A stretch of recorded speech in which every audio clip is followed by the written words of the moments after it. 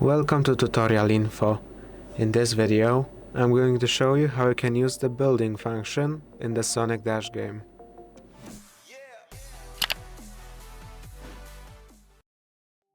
To use the building function, when you're on the main menu, tap on this here building option, tap on it, and you'll be in the building menu, you could call it.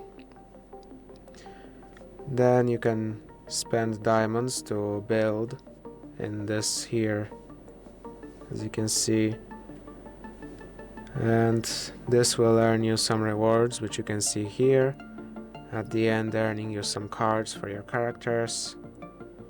Just spend the diamonds you have.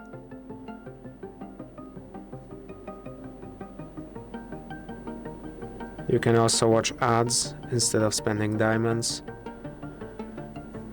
sometimes. Then of course you unlock more options by freeing more animals when you're playing the game. Once you're done, you can tap on the return button as you saw, and that's it. If this video helped you, please consider subscribing, leave a like and a comment down below.